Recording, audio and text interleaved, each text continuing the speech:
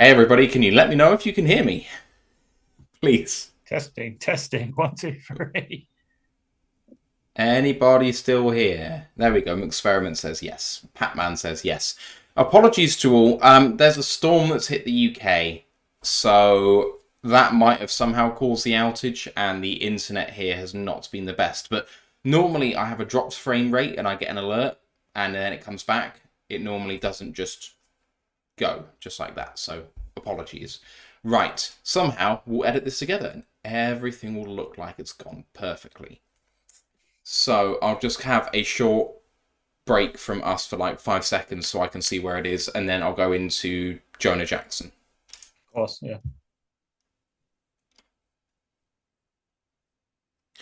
And on the injury front as well, Ash, unfortunately during the game, guard Jonah Jackson, who had an absolutely fantastic game prior to this, got injured and didn't return, and it was revealed by Jeremy Fowler of ESPN that he had surgery on a slight meniscus tear.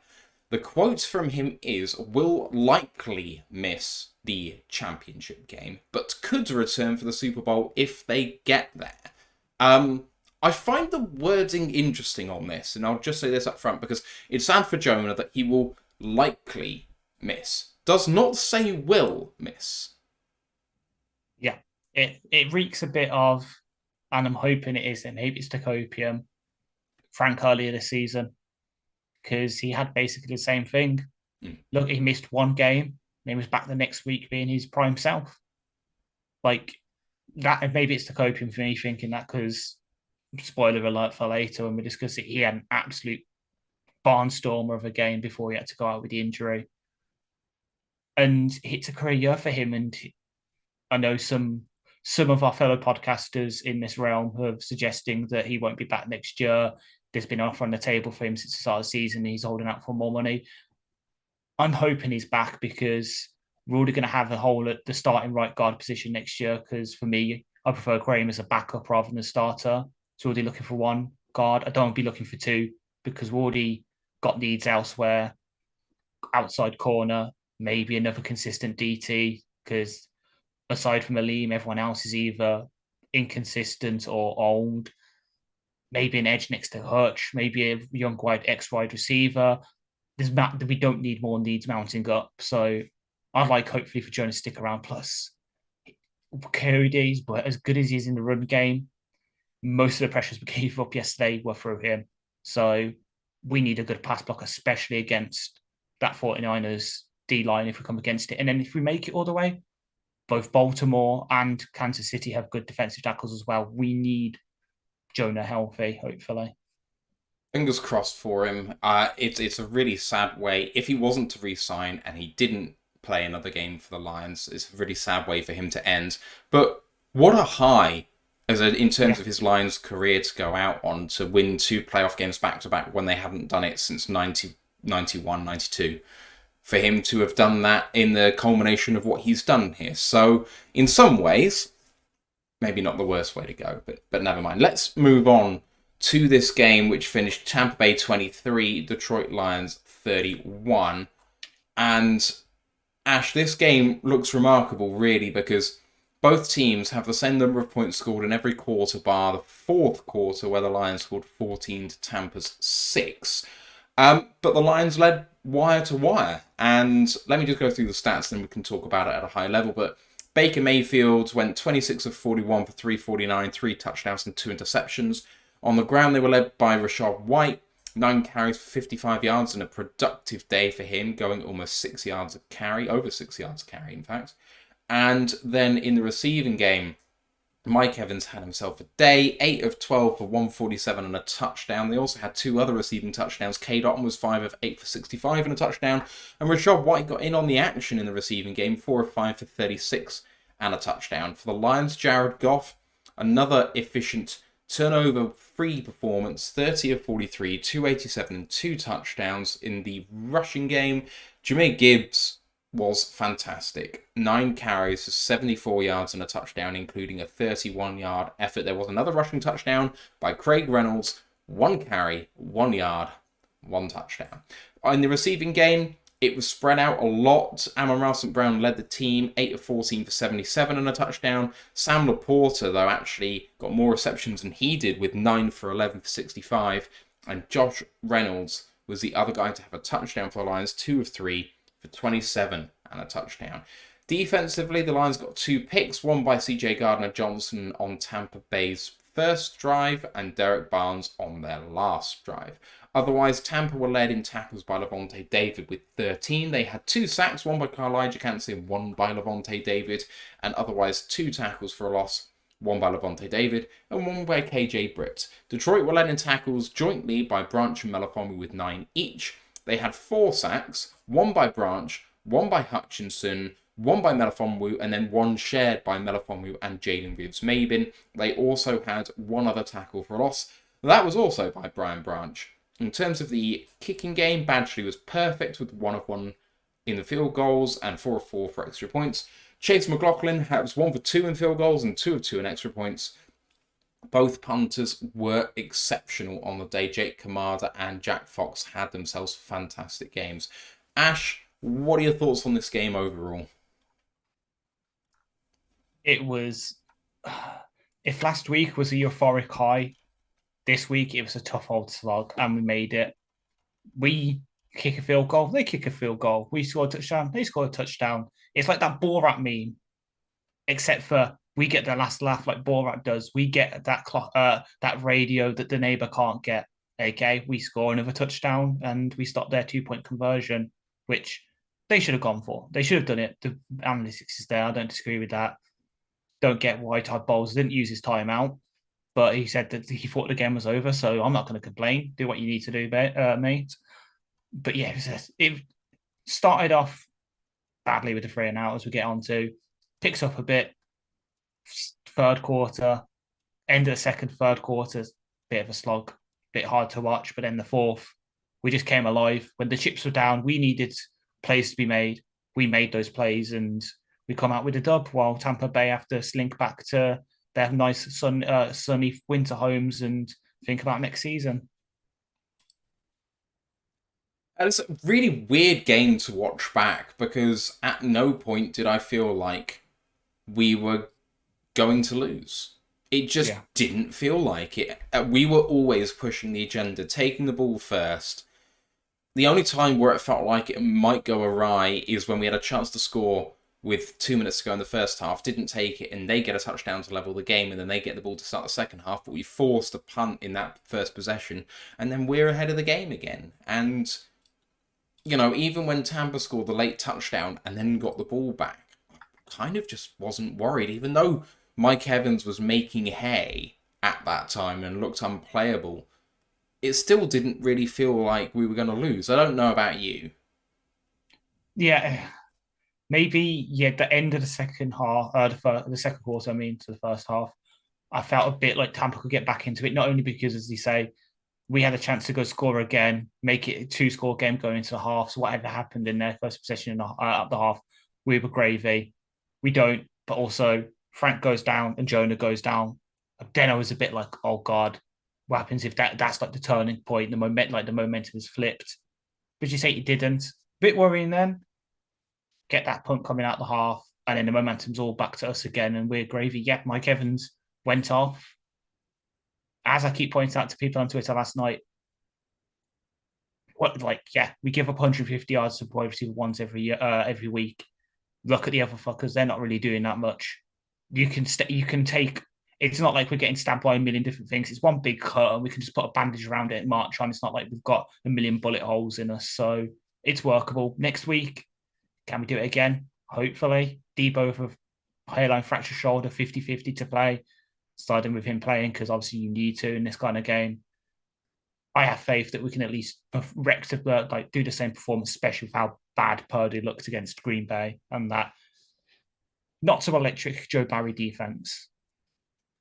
I think the thing about giving up all those yards to one receiver that we have done is it hasn't been that they have been a consistent target all the way through the game that seems to get 15 or 20 yards here or there. We tend to shut that player down for a large portion of the game, and then they have one drive where they just get fed the ball and score a touchdown having got 60 yards by themselves, and that propels them to these big numbers. But we've really only given up 7 points for all of those yards, and then actually in the rest of the game we've been fine. And so when I talk about giving up all these yards to one receiver, and I say, but what was the result of the game and did it look close? Like, we're still winning these games, and we haven't been behind in the playoffs yet. I don't think we were behind last week. We haven't been behind this week. Like, and it's not been at risk. Exactly. You look, I can't remember which point I was saying. I think it was from the Denver game onwards, because it was a reply to one of the tweets today. But you look at it, we've in the games we've given, sort of had this kind of defense where we let Jerry Judy, like a Cortison, Jerry Judy, or that kind of person get yards. We've held teams to around like 21 points, and we won basically all of the games. The other one we've lost is obviously that game down in Jerry World where we technically won, but the ref said nah. It's working. So all these tweets about like people are putting out there, oh yeah, defense is left in the playoffs and it's the top 3 in points per game, and then us way down in the list. We're still fucking here. What does that say? If the top 3 scoring defenses are still here and we're still here, what does that say about our offense? Maybe that's why we're here. Maybe it's also because we're really damn good on special teams. DVOA and that might not agree, but when it's come to a clutch, we've been pretty damn good. Like, have we had a bad special teams play so far in the playoffs? Not really. So the worst one we had is perhaps that one where we let the ball bounce as we get onto in this game, and we got pinned a bit deeper than we should have done, but we haven't really bad that. We deserve to be here, no matter what everyone else says. Obviously, they've probably all ruled us out already. Like, oh, you're going to go to Santa Clara and get blown out. I don't give a shit. You didn't believe us against Rams last week. This week, you might predict us to win, but you're still like, we're still below Tampa in pretty much every single ranking that came out last week. Worst defense in the playoffs, worst quarterback left in the playoffs, all this, all that. We're still here kicking and punching while some of the guys you ranked above us have got to go back home with their tails between their legs. Yeah, and I completely agree with you. And yet I'm not vain enough to come out and say in the ranking of the conference championship teams that I don't think we shouldn't be ranked 4, because the way Kansas City are playing, the way we're playing, I think it's a push right now. But if someone said, we think you're 4 and Kansas City are 3, I'm not going to argue. I don't think that my head is getting too big and that I'm taking people for granted or anything like that. It's not about that. It's just having a look at what we've done to other teams this year, having a look at our wins record, actually saying it wasn't a cakewalk, that we've beaten really good teams, and then we're being ranked below teams that are getting hot at the right time. Well, what about us being hot at the right time? We've lost 2 of the last 9 or something, so we are just as hot as anyone out there, and I don't think anyone should be taking us for granted. Rex Ryan certainly isn't, but you know, exactly. I love it. Let's go through a little bit of some drive summaries here. Lions took the ball first, and for once it didn't work out for them. Monty on 2nd down and 10 was tripped in the flat for only 8 yards when he had a lot of ground in front of him. It was a really good tackle actually, and then on 3rd and 3, because it was 7.5 yards rather than 8, but whatever. 3rd and 2.5. Parcel's back to the line, so we had to punt first up. So first blood to Tampa Bay, and the Bucs come out on their first drive, and Rachaad White just has himself a really good first few plays.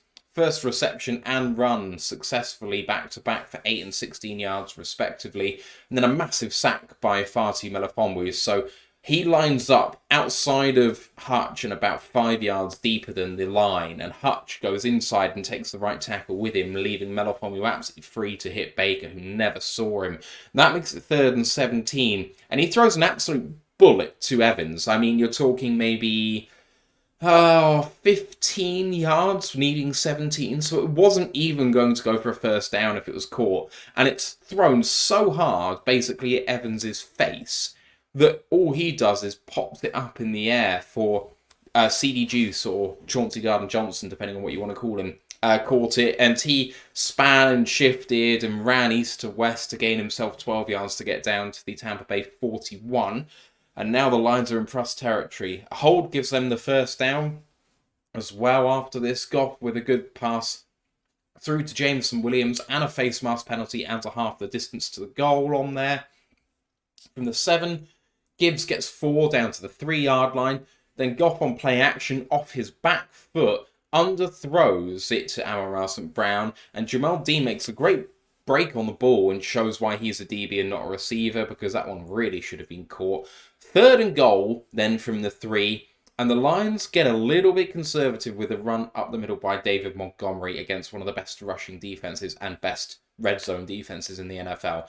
Didn't feel like that was going to be successful, and it wasn't for no gain. Field goal was good from 23 yards. Lots to talk about in that drive, but I'll stop after the 3rd possession, I think.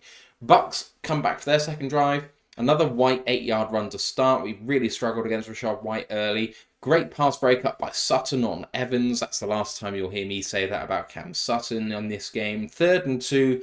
Baker with a great throw to Mike Evans versus Ifeatu Melifonwu. Really good coverage by Iffy. Really tight on Evans, but it's a great throw and it's a great catch. Then a play action quick slant to Palmer versus zone for 23 yards. And then Baker tries to do play action but gets absolutely smothered by Brian Branch on a nickel blitz. Baker then scrambles upfield for 1, then on 3rd and 18, they don't even try, with Edmonds just running for field goal position. He got himself, I think, 9 yards. 4th and 9, and the field goal was good from 43 yards, making it 3-3.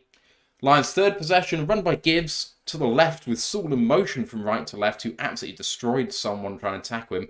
And then on 3rd and 1, Goff sneaked it, which may be 2nd or 3rd time this season I've seen that. We really don't do that sort of thing, so I took him by surprise. And it was for a good gain too. I think he got 4 or 5 yards on that sneak. Goff then with a pass to Amon St. Brown on 3rd and 2. An amazing block in pass protection by Jahmyr Gibbs on a blitzing linebacker there.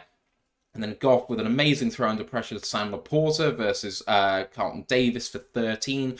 If you want a breakdown of that, go and watch Brian Baldinger, because he talks about how just a little motion there managed to get Sam Laporta on the corner rather than the safety. He had lots of time. Goff then with throw to Sam Laporta again over the middle with lots of time to throw for 14 yards on 3rd and 5 from the 9-yard line.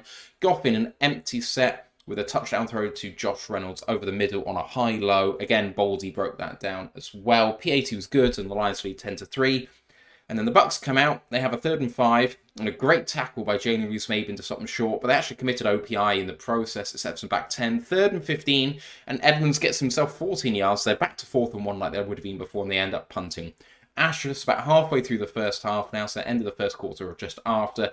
Lions are up by 7. They've just got the ball back. And all is well. I mean, we didn't score on that first drive. We only got 3 points off the turnover, but, you know, a good pick, and, you know, getting points on there's at least reasonable. Got the safety blitz by Iffy. You had the nickel blitz by Branch for the sack. But with all of that said, you know, Rachaad White burning us a little bit on the ground, and that was a little bit worrying. But then we hit back with a touchdown. Goff imperious on that drive. Sam Laporta twice, Reynolds for the touchdown. Things are feeling pretty good right now. Yeah, exactly. Didn't like the first drive.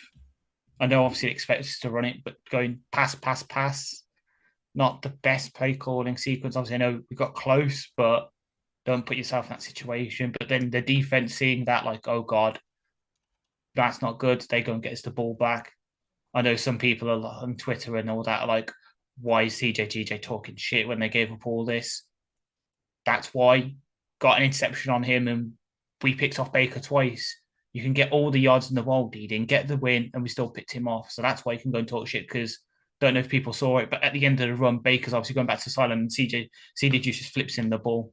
It's like, there you go. Thanks for the present, but I don't want it anymore. You can have it back, mate. Just talk your stuff. That's why it's people that have seen it. I'm going to probably clip it up later when I download it from the internet. See my reaction after that pick. Let's just say that mask that I've seen some people listening at in the chat, that was on me. I was celebrating with CD with the blue ski mask. It was back for a bit.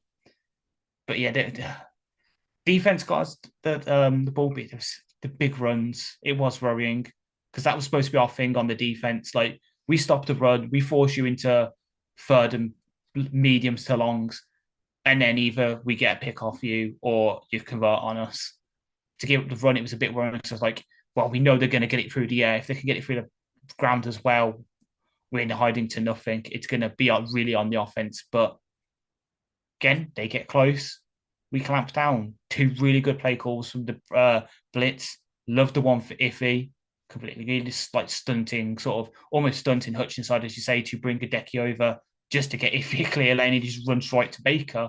It's hilarious. And then Black Branch, we knew he could do it. He's done it before this season, and he's so good in the box. Just times it up perfectly on this one. Obviously, does it again a bit later on the run blitz and mistimes it a bit, but he's lethal in those positions as well. Just unlocking that from our sort of nickel safety guys, because if you can do a bit of nickel sometimes, really good, just really good development from this defense. And then the touchdown drive.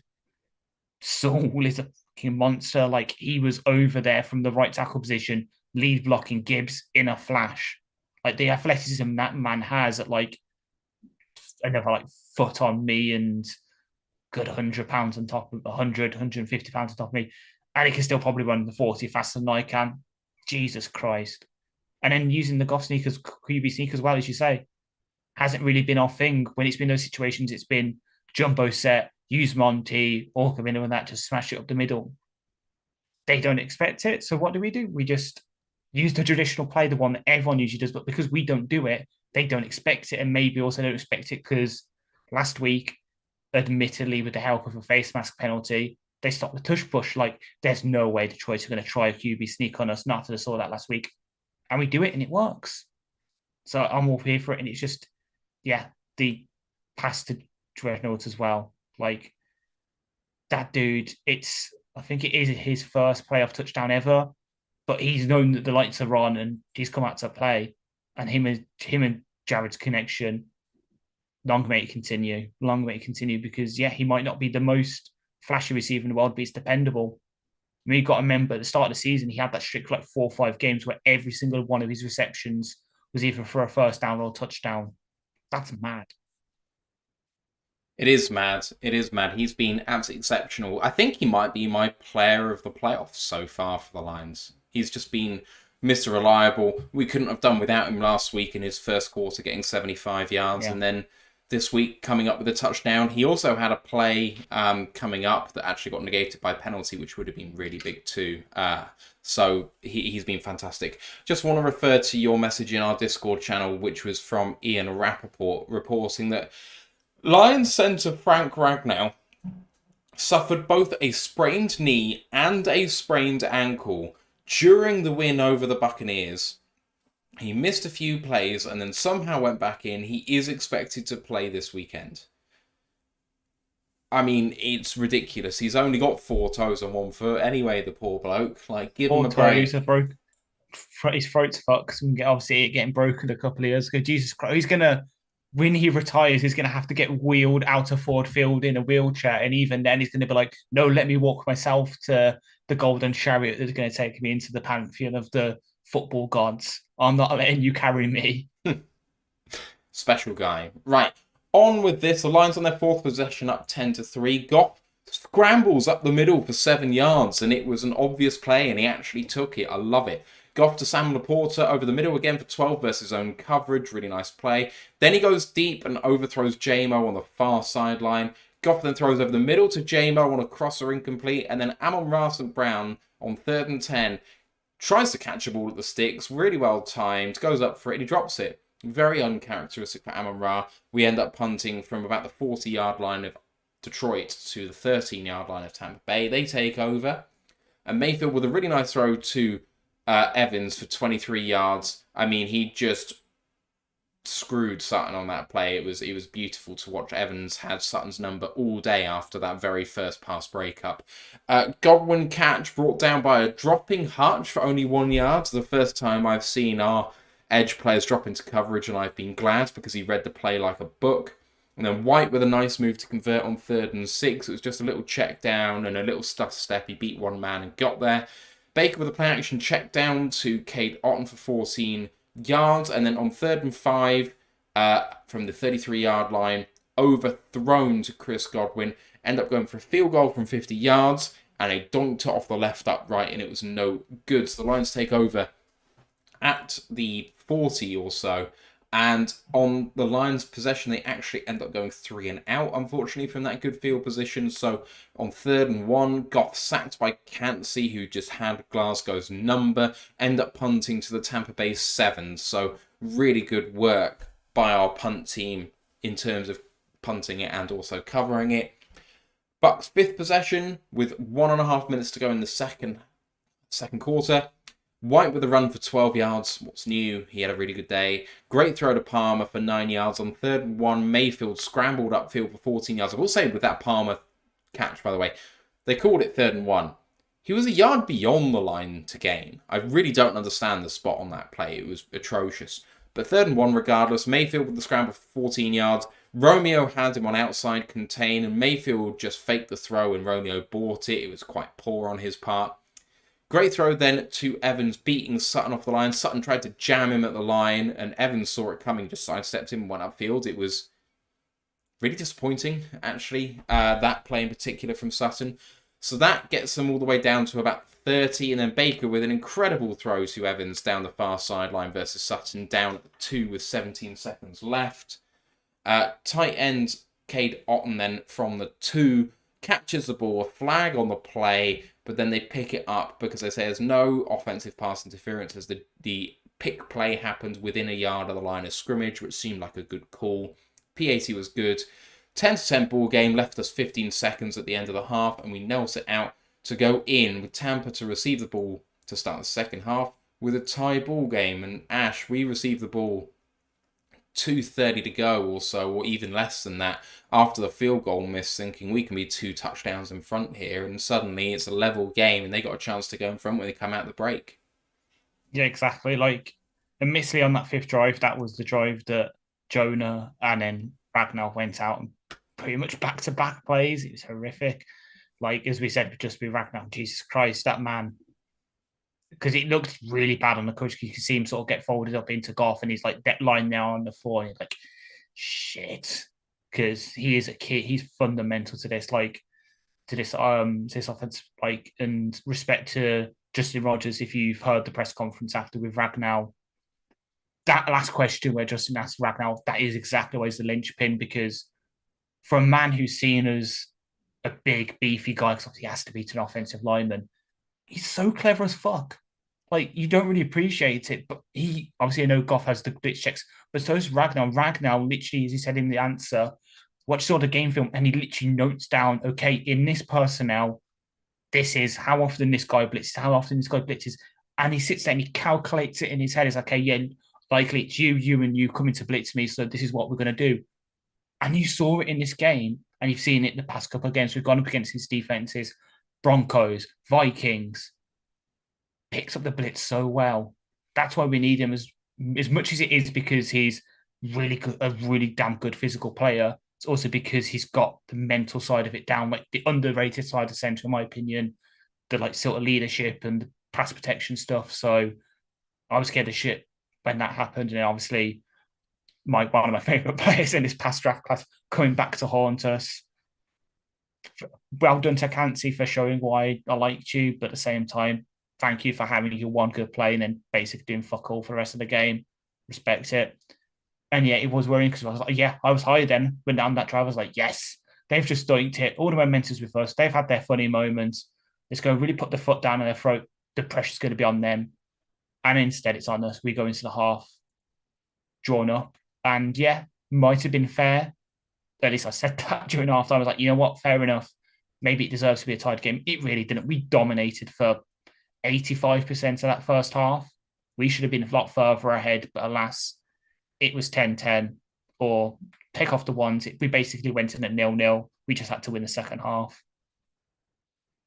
Coming out the half then, and Tampa do have the ball, as I said, and White with another terrific run for 14 yards, which included a great stiff arm on Brian Branch. He was already kind of going down, but White finished him. 3rd and 4, Hutchinson with a big sack, which takes Tampa Bay out of field goal range. They end up punting to the 5, which was returned to the 15, but a late block in the back sets them back half the distance from the 15. The only way that works, by the way, is if there's a block in the back with the ball in the air, it happens from where the ball is caught. So the block in the back happened from after the play finished or where the play was happening when he was tackled, which is just stupid because the tackle was happening. Don't do it. But never mind. So the Lions take over for their 7th possession, go into 3rd and 10, and versus a blitz that's really well protected, and a throw to Reynolds for 25 yards over the middle, but a flag for a chop block on Montgomery nullifies that. We end up punting after we can only get 9 yards on 3rd down and 25.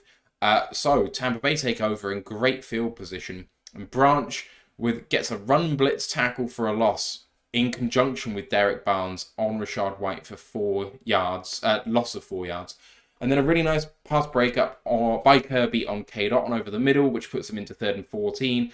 And they overthrow Evans on the near sideline and end up punting. So even after we go 3 and out, backed up and given great field position, their defense is stepping up big time. Lions on their 8th possession, 3rd and 1, and Brock Wright runs the Jets play for 29 yards. And if you don't know what I mean by that, he lines up on the right-hand side of the line, ends up staying in for pass protection for about 2 seconds, and then releases from right to left and ends up running shallow and then kind of curling up towards the post. Not curl's the wrong word because it has other connotations, but yes, Ash is showing you exactly what that play is now. He's the green route near the line of scrimmage, going from right to left. So that play got 29 yards. That was before the arm break. Another run by Gibbs with Saul out in front on the left-hand side got us 8 yards. Looked like that could break for more, but unfortunately a really good tackle. Then Amon-Ra with a crosser getting all the way down to the 5-yard line. Monty gets 3 down to the 2. 3rd and 1, Goff with a quick play action and he tosses the ball up, hoping it comes down just at the back of the end zone, but it's too high. It's got too much for Sam Laporta. 4th down and goal from the 1, and in checks Craig Reynolds. Playoff Craig, Playoff Craigie, whatever we want to call him, I don't know. And he punches it in for a touchdown. It seemed to completely baffle Tampa Bay that he comes in and runs that ball because they weren't expecting it. Decker was able to block 2 guys by himself. It was really impressive. It actually allowed our seeker to get upfield and make the block in the end zone. PAT was good, and the Lions lead by 7. And then Tampa come out for their 8th possession. Great pass breakup by Iffy on Mike Evans, who was actually called for holding earlier in the rep, but he didn't give up the bigger amount of yards. 1st down and 10, and Baker gets out of a sack and throws an amazing ball to K-Dot, who toe taps for 13 yards. One of the plays of the game for me. Another on-time throw to Otton for 27 yards down to the 12. Mayfield just gets out of a sack again and manages to throw the ball away. On 3rd down and 10, a check down to White for a running back screen for a touchdown. He goes into block and then releases into the screen, and Lions have no answer for that. And it was said in the live chat a bit earlier that if we're giving that up to Rachaad White, you've got to watch out for San Francisco because they're going to bring plenty of that if they see that we can't defend it. PAT is good, 17-17 ball game. Ash, we're tied up again come the end of the 3rd quarter, and they had all the momentum coming out of the half, and we nullified that. We then get back in front again. We had the Brock Wright play. We had the Branch tackle for a loss. We had the Iffy play for the pass breakup, which I'm giving him credit for despite the hold earlier on. But then, those throws to K-Dot on by Mayfield, who gets out 2 sacks on that drive, and then the touchdown itself. There's a feeling of dominating and not seeing the reward of it on our part. Maybe, yeah. Only thing I really want to say about their scoring drive, he didn't get out of that 2nd sack. He was down. His leg was down, and we should have challenged it. But alas, Dan Campbell is buying into Ant's theory, and I believe it's a theory that Dan Pasca's also picked up. I've seen him say the same. The first time Dan Campbell wins a challenge as Detroit Lions head coach is to win us the Super Bowl. Because if he challenged that, he probably would have had it overturned. And then maybe it pushes them back. Maybe it puts them into a 3rd and even longer and still give up that play because it's the perfect play call against us. They know 3rd and long, we're going to bring some form of pressure, and obviously throwing the screen into that is basically the perfect play call.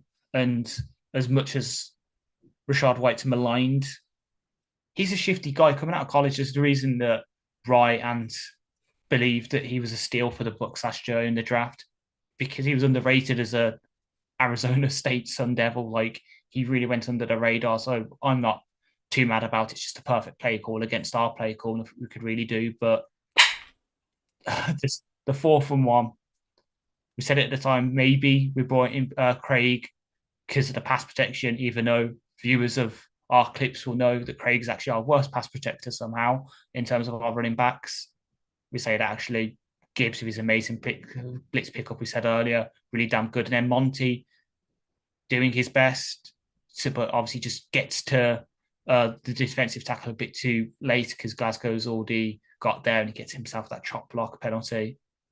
But it's partly because of that and partly because with Gibbs in, they know it's probably going to be a pass. Monty in, they know we're going to try and run it. With Craig Reynolds in, what the fuck are they doing? They don't know. Are they going to pass it? Are they going to throw it? It's that little element of because you don't have game tape on him, which is stupid for the actually against the Bucks because the game that Reynolds got most of his carries in was against the Bucks. So you'd think they know what he's doing, but alas, we just have the perfect play call for them on that 4-for-1. And yeah, it's just perfect. As much as I know you called for a lot of Dan Skipper, the use of his one snap in this game was a pretty damn good use with that 4-for-1. The only time we saw him and it worked. So fair play. Maybe it's next week against that elite 49ers D line with not a good secondary. Maybe we see a lot of Dan Skipper then. Maybe we finally get the Dan Skipper seam pass for 50 yards and a touchdown. So, coming into the fourth quarter and the Lions have the ball, Goff play action, check down to Gibbs for 12 yards, and then goes empty with a pass to Josh Reynolds over the middle for 18 yards down to the 39. Gibbs runs for 7, sets up a 2nd and 2, 2nd and 3, and Gibbs runs for 31 yards for a touchdown. Great blocking up front, fantastically schemed play to create the gap. And then Gibbs has got Winfield one-on-one, just a little sidestep and kind of jet off from the centre field, aiming to go to the corner, and he beats him there. PAT's good, and the Lions are up by 7 once again. And then Tampa Bay go 3 and out. 3rd and 10 throw to White, who can only get 6 and they have to punt. So the Lions take over with a chance to go 2 scores in front in the fourth quarter, and they do. Play action pass over the middle to Monty for 11, and then another play action pass as he was getting hit to Jameson Williams on the near sideline for 24 yards. Lovely rep by Jameson Williams there. And then a Goff coverage sack by Levante David. So coverage is fantastic. Levante David comes on a delayed blitz, beats Monty, all ends up in pass protection, ends up with 3rd and 15 as a result. But the Lions know what to do in this situation. Fantastic throw to Amon-Ra St. Brown for 14.5 yards. He ends up coming back 1.5 yards in contact, keeps his feet and manages to get forward. Inch perfect for 15 yards to convert. Great second effort there. Then a timing throw over the middle to Jahmyr Gibbs for 20 yards versus Aaron McCollum. He just beat him with a little shake and bake. Really nice stuff. First down and goal from the 9. And a pick play timing route to Amon-Ra St. Brown on the far sideline for a touchdown. It was similar to a play we've seen a few times between Goff and Amon-Ra St. Brown. The timing was perfect. Josh Reynolds was running a legitimate route, whatever. So even though it's a pick, he's only really kind of slightly in the way. He doesn't even really make contact. It just disrupts the defensive play. And the PAT is good, and the Lions are up by 14, 31-17. Bucks take over with 6.5 minutes to go, and Kaminsky with a really nice tip at the line. Baker then sacked by Jalen Reeves-Maybin and Iffy. So Iffy coming on a safety blitz. He's a free rusher, manages to get hands on Baker, but actually doesn't finish the play. But he gets himself up off the floor and comes straight back at Baker and hits him at the same time as Jalen Reeves-Maybin. Really nice rep by both players. 3rd and 14 goes incomplete. Because of the situation and how far they are down, even deep in their own territory, it's 4th and 14 and they've got to go. And the Lions bring 6 on this play, and it's really well blocked up. Baker just escapes upfield in the pocket for a couple of yards and manages to throw on the run to Mike Evans, who was on a double move, crossing from left to right, who beat his cover. It all ends up who I think was Cam Sutton. Then Baker to Evans for a touchdown from 16 yards out. Mike Evans just ran 1 yard deep into the end zone and boxed out Cam Sutton. Is there anything Mike Evans can't do catch the ball when you need to, but never mind. Win a playoff game at Ford Field. Yeah, that too. In this situation, down 8, the analytics say to go for 2 because if you miss it, you can go for 2 for the tie. If you get it, you just need a touchdown to win. And they throw a little fade to Evans against Ifeatu Melifonwu in coverage. And it's one of those plays where if a flag is thrown, I would not be surprised because Ifeatu does not get his head around. But because Evans backpedals, he also doesn't really make a huge amount of contact and doesn't affect Evans' ability to go and get the ball. If Evans comes back towards the ball, it's a surefire defensive pass interference. But as it was good coverage in the end, fortunately. If he gets his head around, then there's never going to be DPI, but he just didn't get it done. He was slightly early. So if you hear outcries of it should have been DPI, how things have changed, and they see a mock-up of the Lions-Dallas game from 2014 and this one, I do get it. Like, it's not dissimilar. It's not quite as bad. It's not in the same realm, but it's a similar play. See, I think he does. So when I was watching it live, you could see him just as the ball's about to get there, you see his head go from like that to that. That's enough. That's enough to get it, I think, because you can see him sensing the ball coming. So he's looking like he's going to make a play. Obviously, yes, he's trying to box Evans out, and Evans doesn't do it. He just gets his head around. Unlike that play that's been mentioned, where you can quite clearly see the Dallas linebacker, whose name begins with H, just not going for the ball at all. It's one of them. The reason I'm so passionate about this because I had this argument on Twitter yesterday because I'm like, I see one thing I don't disagree with. I can't let go. I'm like a dog. So Yes, you are. The Lions take over with 4:37 to go in the ball game, up by 8 then. And the Lions throw a lovely play. Amon-Ra St. Brown on a wide receiver screen for 15 yards and managed to stay in bound. Then Monty goes up the middle for 11 yards, swiftly getting into Tampa Bay territory. But this is where the Lions offense just fell to pieces, just for a half a drive. And that's all it takes to give Tampa Bay another chance. Firstly, we go play action in this situation, which just doesn't feel smart, and we end up getting sacked. So Goff actually gets followed. He ends up trying to just run back into the pocket and not give up a fumble and kind of covers up. It's a smart heads-up play by Goff in that circumstance. Then we have... a hands-to-the-face penalty actually ended up nullifying that sack. But then we go run for not very much. Play action pass for a loss with Monty on a running back screen getting blown up about 5 yards deep. And then on 3rd and 11, throw incomplete. We end up punting from the Tampa Bay 45-yard line to their 10. Final drive of the game. Tampa Bay need 8 to tie. There is 1:59 left in the game, and they have a couple of timeouts. 2nd and 5. We come on a blitz. And a hurried throw to Cade Otton is intercepted by Derek Barnes. Great feeling by Derek Barnes and tracking in a snag because Otton is behind Barnes. He's in zone, just reading Baker's eyes. And he ends up takes a step to the left as he sees it. And then he sees Baker coming to the other side, ends up pushing to the right. And it's a fantastic catch by Derek. I mean, that's no gimme. At full stretch, 2 hands to it. Snags it, gets down, and despite Tampa Bay being able to stop the clock with their remaining timeout and maybe have about 10 seconds left in the ball game, the Lions are of course in field goal range. They would have gone up by 11 with 10 seconds left, and Tampa Bay decide that discretion is the better part of valor and fall on their sword and don't call that timeout, which I think is an interesting decision. I would say that it's almost respectful, like. Yeah. We believe this game is done and we will shake your hand sort of behaviour. So I was heartened by that. Basically what Bowles said when he was asked about it. Pretty much verbatim. So. Oh, cool. I didn't watch it, so I'm glad that I read that properly. But the Lions end up winning 31-23. Ash, that 4th quarter was fun. I mean, the Lions go back-to-back touchdowns to get 14. We give one up. Sutton is not his best driver in the world, but Evans, when he's in that mood, is going to be hard to deal with for anyone. We then have half a good drive and half a bad drive, and then the pick by Barnes was fantastic. What did you make of it? Well, the feeling I had in that fourth quarter is just a tad bit less than the feeling I have right now seeing Steve on my screen coming to join us. Great. Prepared to be disappointed. Oh no.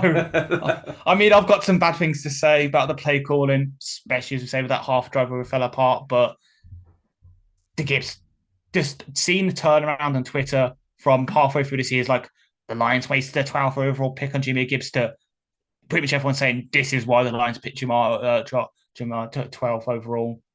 The speed to beat Winfield to the corner.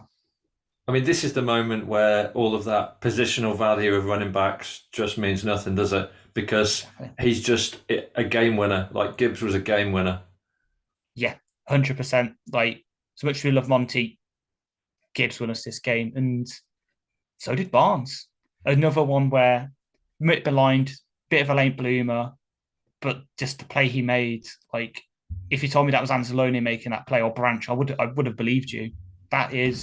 That's just a really good game of this play from Barnes. And for him he was a bit maligned again, maybe lost his job because drafted Campbell. He staked his claim to get a few more snaps again. Steve, we've just kind of covered the sort of drive summary all the way through, and we've taken high-level takes. Yes, your pick and sound is absolutely fine, although your typing is fairly loud through the microphone, I will say. Never mind. What did you make of the game overall? I thought it was a game that we managed to control the drama a lot better than we have done on previous big games. It kind of felt we had a semblance of control, as much as like this team ever has a semblance of control. I was surprised at how good Baker was. I know he threw 2 picks, but overall, I mean, the guy's got a great arm. That couple of catches that Evans made, absolute missiles. But I think I was just really pleased the fact that we played well on both sides of the ball, even if we didn't play as well as we have done. I don't think we got to our heights on offense, and I don't think we got to the heights we played on defense. But I thought we averaged out pretty good on both sides of the ball. That's the highest praise I think I've heard you give all year. Potentially. Yeah, come on. I'm not that much of a curmudgeon. I would say it was definitely one of Aaron Glenn's better games. Yeah. I think Glenn's had a terrific month. I feel like when pushes come to shove recently, that his defenses have either been getting takeaways or turnovers, which has offset some yards he's given up, or they've just played better, generally. I don't know whether the PFF stats overall on defense will back it up from the last 4 games compared to the last 2.5, 3 months, but it really feels like the defense has stepped up when it's needed to. And, and I know I've been critical of some individual players on our defense, but, say, for example, Cam Sutton did get burned a couple of times, but he also, was great in coverage at times. It kind of feels that our defense, it's just got that imperfect edge running through it that we're always going to give up the odd big play. But I thought overall we did pretty well. And as Ash just alluded to, I think it was some of the play calling was frustrating. But, this is why you have people like Amon-Ra St. Brown and Jahmyr Gibbs on your roster, because they can make game-winning plays on offense. They can make absolutely amazing plays just when we need it. And that's what we had. Probably my biggest surprise, because we know about Gibbs, we know about St. Brown, we know about Hutch. Derek Barnes, hello. Wasn't it amazing that Derek Barnes, who is a guy who, has been on the bubble of the team for a long time, and I think a lot of people thought when Jack Campbell was drafted, that was kind of the end of Derek Barnes, or maybe that's the end of Derek Barnes as a first choice rotation player. But Derek Barnes is still starting, and he showed exactly why. What a pick from a linebacker who's not renowned for, for his hands. And I will say, Ash, that I admire his backbone because he's had ups and downs. He had a really good start to the year. We heard, through the preseason process that he looked like a completely different player, and that really bore out at the start of the season. But in this game, I don't think it's unfair to say he was having an absolute shocker because, for my money, a lot of the runs that Rachaad White was getting throughout the game were assignments that he was potentially missing. And to have a bad game and have enough about yourself to make that sort of instinctual play when the receiver is behind you and still feel about where that ball is going to go and react to it and then snag it. I mean, I said before, but Baker throws bullets. There's a reason why I compare Baker to Matthew Stafford, because they're both absolute warriors and they both can absolutely gun it. And it was travelling at a rate of knots. To catch that ball was spectacular, and it just shows how resilient he is. Yeah, it really does. And it's a microcosm of his entire career with us. You got to remember, this is a guy who started last season, being played, and then got benched. Literally got put on special teams duty. He got the Jerry Jacobs treatment, and for him to bounce back, as you say, yeah, he was having a bit of a shocker. He did make a couple of plays. He was there on some good run stops. So obviously, basically tackles, close line scrimmage. But yeah, he was also giving up stuff because it was the linebacker, defensive line was doing what he could against that D line. It just needed the linebackers to hold their run fits, and yeah, Barnes wasn't at that sort of will position that he was mostly being played at. But then he bounces back. That's the good thing about this defense, is we've seen it the past couple of weeks. So to bring up his last really big mess of play, the Dallas one, where he misses the sack, Dak Prescott, and then, the safety, the safety, nine, and then 9 points that he gave up. And I mean, how many times have we seen players make that kind of blunder and then just hide? Yeah, not Barnes. He's done it twice now, because he obviously did it in Dallas and he's done it this week. Vildor's done it. This one of it's maybe going a bit underrated. The fact that finally that sort of resilience that we've had on the offense is transferred to the defense. You make a bad play, well, I'm now going to go out and make up for it. And Barnes has done it twice. Vildor's done it a couple of times. Branch makes a couple of good plays. Obviously messes up on that run blitz and keeps out coming and making plays. He gets a sack a couple of plays later. Just this is one of the reasons why, and I hate keep hammering this point over the head, and especially with this with today with my top candidate to replace AG going to the Jags of all places. But AG will probably make a better head coach than he is the coordinator, because he can do that stuff. He's a leader of men rather than a schemer. And so whoever gets him in this year, next year as head coach, he's probably going to get a damn good one. Don't probably trust him to call the defensive plays, get someone in to do that for him, but someone who can just motivate people to come back from bad stuff. Because we've got to remember, he did it with Jeff Okudah as well. Kuda didn't work out, but still he was at least able to keep the morale going with Jeff, who's been put here, there, and everywhere by the Patricia regime and all the injuries. Still got him to play relatively well. We always remember. Well, we're trying to always remember Jeff's game against Dallas last year, where he just bombed out of his mind. The fact that AG was able to get that out of someone as broken and beaten as Jeff Okudah against that good of a team, there's got to be something there in terms of the leadership. It's just, or when he picked Justin Fields for pick 6. Yeah, exactly. Yeah, just boom. He gets the moments of magic that other people who have managed teams that I know have been calling for. And I'm going to move over to offense. You said that maybe you don't think the play calling was fantastic, but I thought the scheme was on point in this game. I thought that what they were doing on the offensive line was absolutely fantastic. I don't know what the blitz rate was, but I think it was upwards of 50%, maybe 55, 56%. But I was having a look at the under pressure versus kept clean percentage, and he was under pressure on 27% of his dropbacks, and he was blitzed more than double that. It's 50-50. So yeah, according to PFF, it's literally 50-50, okay. 23 dropbacks. And then, yeah, as you say, he was under pressure only on 13 of them. Yeah, so pretty damn good. Exactly. So the offensive line facing more defenders than there are offensive linemen kept Goff relatively clean. Goff was getting the ball out in 2.5 seconds on average, which was really hampering the Tampa Bay blitz package which they were bringing. And we were running a huge amount of play action. I mean, I don't think I've seen us run as much play action, but it felt like almost everything, apart from when we were running empty set, was running through play action. And I was reading a forum I'm a member of on the NFL thread, and the line basically was, it feels like whenever the Lions need it, Goff can just toss it 5 yards beyond the line to gain, where Amon-Ra, Sam Laporta, or Josh Reynolds are just 3 yards free. And it feels like that has been the Lions' recipe all year, but when you have excellent route runners and an offensive line that can give you enough time, there's almost no better quarterback than Jared Goff for that situation, and it showed. Yeah, so case in point of that Josh Reynolds touchdown. So I know it was mentioned in the chat of me and live.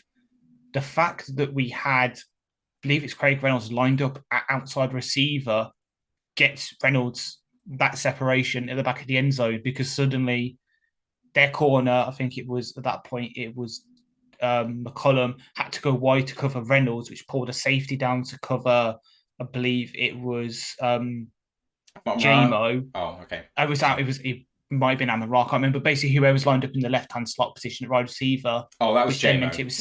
It was JMO, yes, and it meant it single high at the back, and all Reynolds had to do was find that little pocket in front of that safety, and he did it. Just those little play calling, but surprising. Look at it, because obviously got it up for the blitzing. We were actually, Goff was worse on play action than he was without play action. So on the 15 dropbacks that Goff had with play action, so that's about 32%, about 33, he completed 12 or 14 passes, but that was for a 41.2 offensive grade, 43.1. Maybe that skewed a bit by obviously the sack he took on the play action that was wiped out by the slaps to the face that Josh Reynolds got.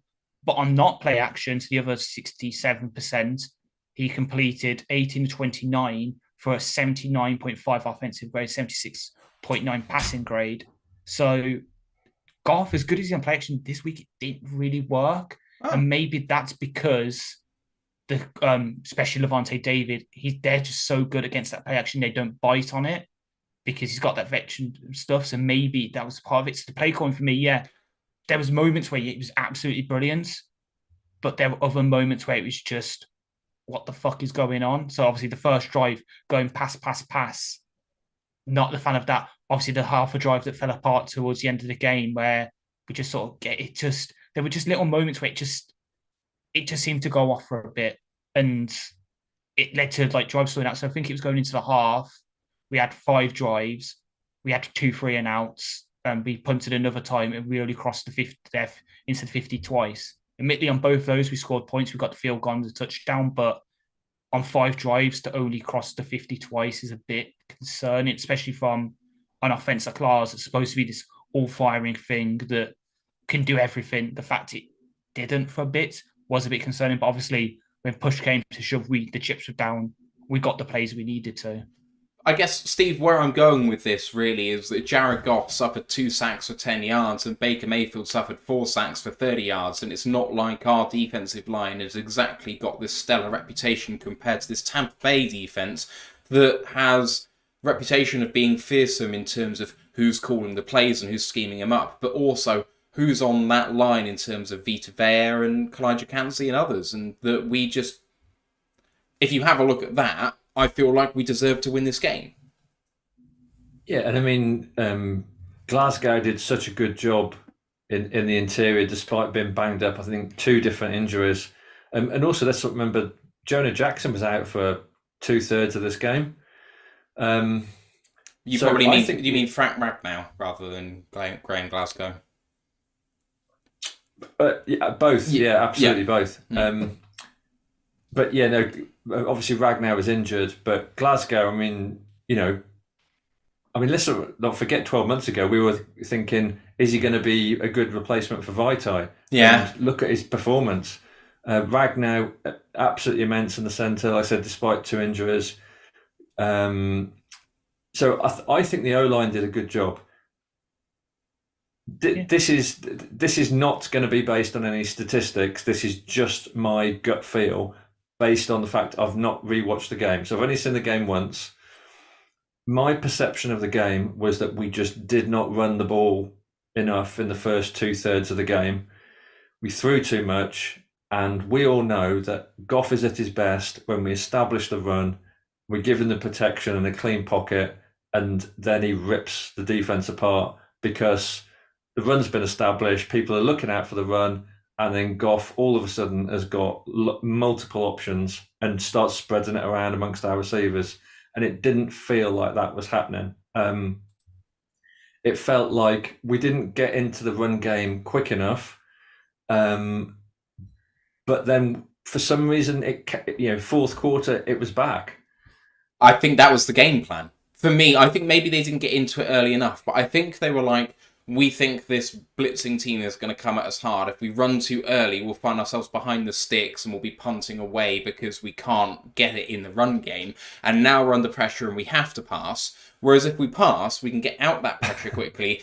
And now suddenly, when they're a little bit tireder, now we can run it down their throats, which kind of happened. I mean, Monty got... It seems very risky. Like, let's not play to our strengths for the first 3 quarters of the game. Lull them into a full sense of security and then play to our strengths. I would say that passing the ball is our strength rather than the run game, though. But I think passing the ball once we've established a run game is our strength. And yet against the Rams, we came out passing too, though, and that worked. I don't know. Yeah. I buy what you're saying because you really the identity of the team is that we're a running team, but really when you have a look at how we win. Gibbs has been used sparingly, and Monty's taken over in some games, but actually he's been up and down through the year. We haven't. Monty was quiet. Yeah, and he has been quiet for a while. Mm-hmm. And they chose Reynolds to punch the touchline in the red zone, which is just great, isn't it? It was because of the package. It's just because he was in the package. I think that's what Dan said yesterday. But hopefully, we'll elaborate in about 15 minutes. But yeah, so I mean. Our receivers came up absolute trumps because Goff was slinging missiles, and we saw a few drops from the Buccaneers receivers. But Laporta has got such a safe pair of hands. Obviously, Reynolds for the touchdown. All of a sudden, he's got like 5-6 yards of separation. And I love the Brock Wright play. Absolutely love that. Yeah, him going down with the broken arm is just a awful thing. What do you think about... When did that happen? When did that... I didn't see the play that happened on. No, I didn't either, unfortunately. Ash is thinking. I'm thinking, yeah. I think... Bloop, bloop, bloop, bloop. Does not compute. But that was a brilliant, a lovely play to Brock Wright. And as someone said, his juke was so slow that he actually sent the cornerback the wrong way. I am one of Brock Wright's biggest fans. I really must be because I was just saying to Ash earlier on, it feels like the Lions wait for him to be forgotten on the field and then activate him, and he seems to just break for these big runs, these meaningful plays. Is there a better tight end too in the league? I can't think of one. I mean, I can't think of many tight end twos. Dawson Knox, maybe. Yeah. Or Tucker Kraft has come into his own in the second half of this season. Give me Brock Wright any day. Fair. I'm here for it. I'm looking and Zach Ertz replaces him, Steve, on the Lions practice squad. I just saw that on Twitter just before I logged on. What do you think about that? I mean, proven talent, great player. Has he still got a bit of juice left in the tank? I'm sure they'll be evaluating the shit out of him this week. Hopefully he can bring some Gronk-esque playoff heroics because, I mean, Gronk looks done the last couple of years of his career, and yet when push came to shove, he managed to turn it on. So I'm hopeful, but maybe not expectant on that signing. When did Zach Ertz last take a snap? October. He went on IR and then he was waived with an injury designation, I think 4 weeks later, because he didn't want to come back and play for Arizona because their season was done. Yeah, it was week 7 against Seattle. Yeah. He only had like 150 yards on the year or something, or 200 yards. It wasn't exactly much. But then they didn't have Kyler Murray, so they were rolling with, well, it would have been the now Vikings quarterback. Joshua Dobbs. That's the one. Thank you very much. Come to the part of the show where we talk about handing out some cigars and subpars, although I don't want to do any subpars really because it doesn't feel appropriate. But anyone that you want to shout out in particular, we've done it already a bit, but let's do it again for the fun of it. I mean, so many. Probably on offense, Ragnar. Just because, I mean, going up against Vita Vea constantly must be just punishing, particularly when you're carrying a couple of injuries. So I thought Ragnar had a great game. I thought Goff had a really tight, controlled game. I thought St. Brown absolutely clutch. And then on defense, I mean, you've got to. I thought Brian Branch looked at a danger the whole time. Melifonwu again. But I mean, you've got to give it to Barnes because that was just such an amazing play. And like I said, this is a guy that has just been, really drifting in his career for a bit with us, and certainly, has made some mistakes and hasn't been great, and has then come back and then still made mistakes, but absolutely clutch. That was a superb end to the game. Ash? Decker. That got Decker and Jackson, so that left-hand side of the line. Like Jackson before he went out, hadn't given up a pressure. Real bounce back game for him because he's kind of been this second half of the season. He hasn't been great. Like maybe it's the whole contract stuff weighing on his mind. I don't know, but he hasn't been great. He had a really good game before he unfortunately went out. And then Decker, someone who still gets all the headlines, deservedly so. He's an absolute fucking beast. But Decker's been quietly consistent, and he had a real damn good game. Like, according to PFF grades here, 93 run blocking grade. For someone who's seen as like a technical left tackle, good in the pass pro, okay at run blocking, but it's not a speciality. For him to come out and have that good of a grade, like... What was the O-line's PFF grades? What were Sung top 94.1 with a 97.5 run blocking grade, almost perfect, and an 80.5 pass block. Decker 93.6, 91 pass block, 93 run block. Jackson 86.1 overall, 84.7 pass block, 81.5 run blocking. Ragnow 79.9 overall, 49.3 pass block, 90.3 run blocking. Then Glasgow's way down there, unfortunately. 50.8 overall, 31.7 pass block, 57.7 run block. And then right at the bottom of the offense, unfortunately, Courier Ashika, 48.4 overall, 32.9 pass block, 54.4 run block. Pretty damn good for 4/5 of the O-line. Yeah.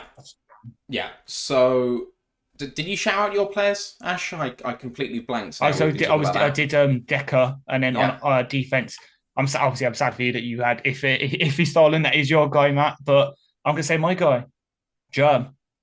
What a dude, just consistently showing out on these package plays on defense. We all know what he can do on special teams, but again, 90.6 overall. PFF grade, 78 tackling, 76.3 pass rush, 85.3 coverage. The dude has gone from, he's turning this sort of third down package role into his own. Like, obviously, we signed him again for, say, the special team stuff, but he's slowly earning that way to being a consistent rotational piece on a defense, which at his price point and where he's in his career, maybe that's the best you can get for him. But if he can keep doing this, being that consistent top 5 special team in the league with value on defense, what more can you ask from the guy? And you really felt the energy when he was on the field taking snaps. Yeah. Like, he really brought it. He really did, yeah. Got the grit mentality. Yeah.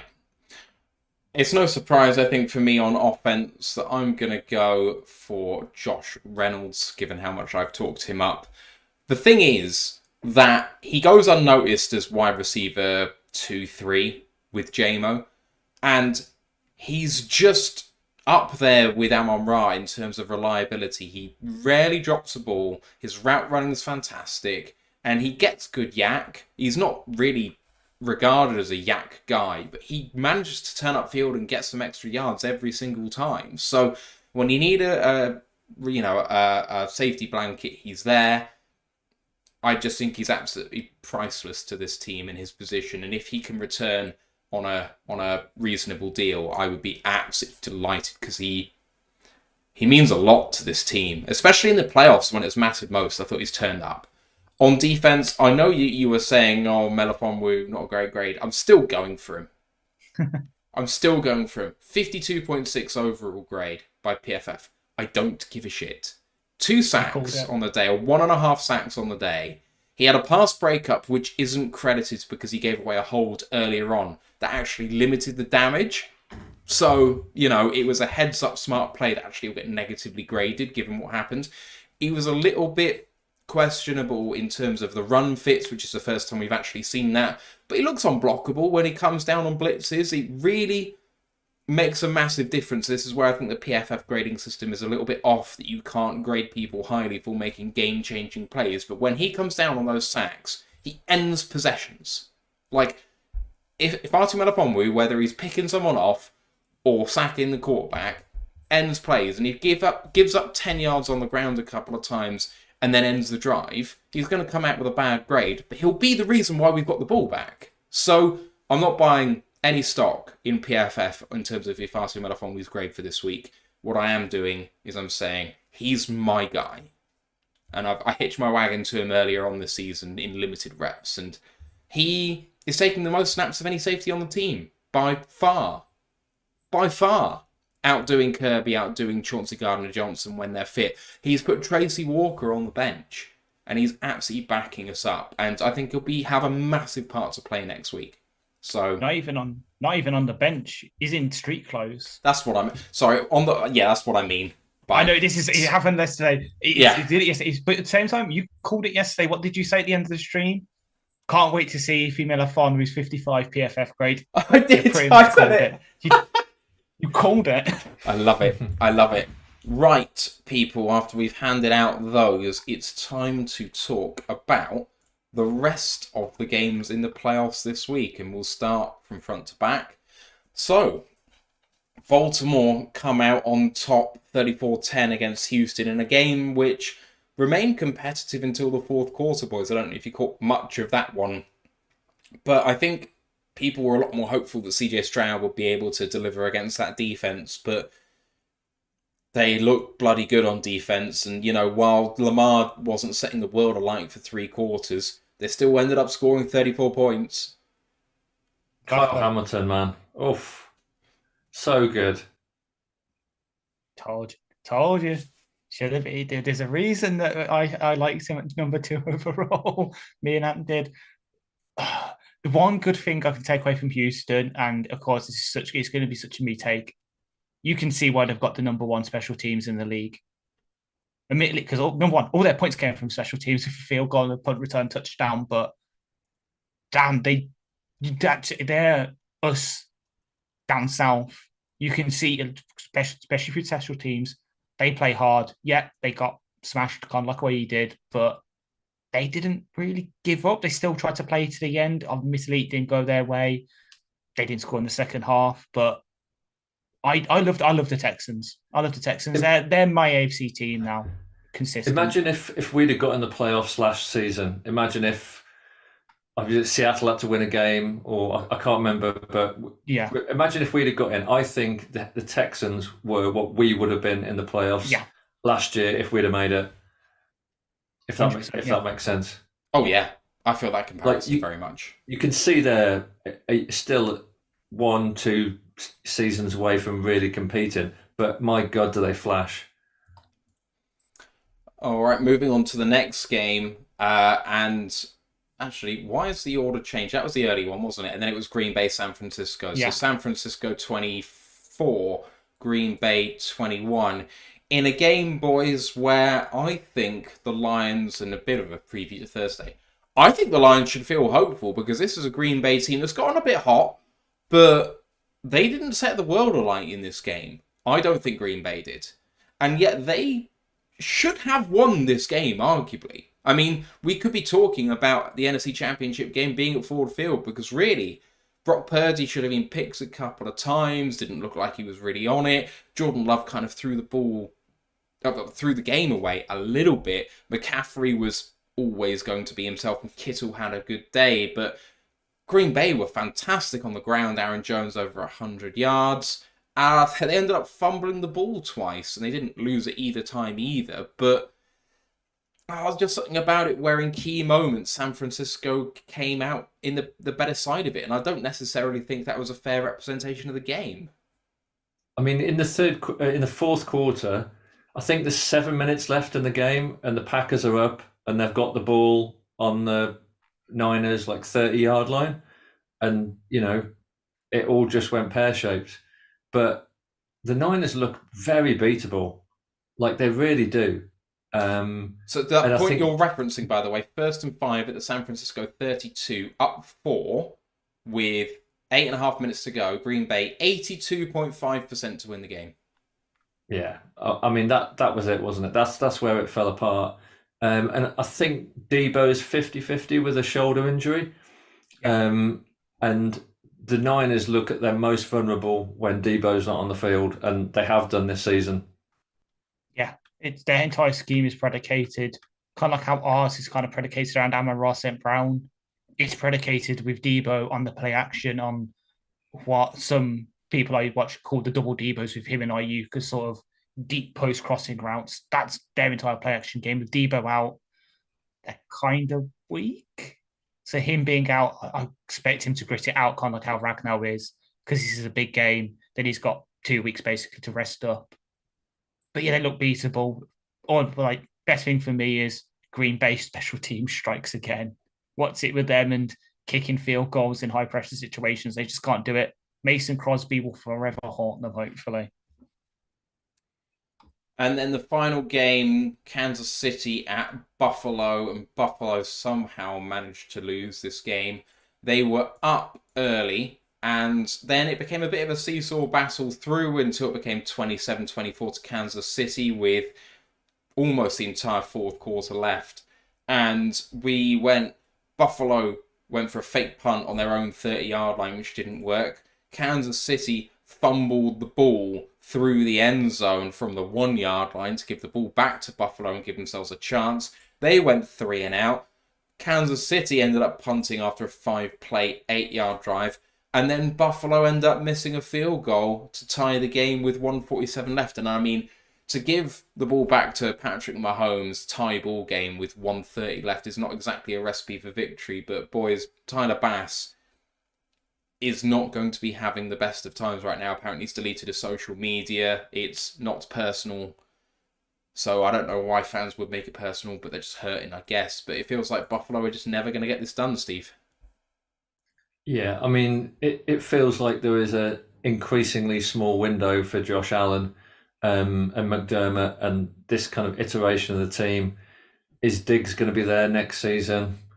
I mean, they have been really banged up with injuries. Obviously, they lost Matt Milano really early in the season. But yeah, look at some of the players. Jordan Poyer, is Von Miller still going to be there?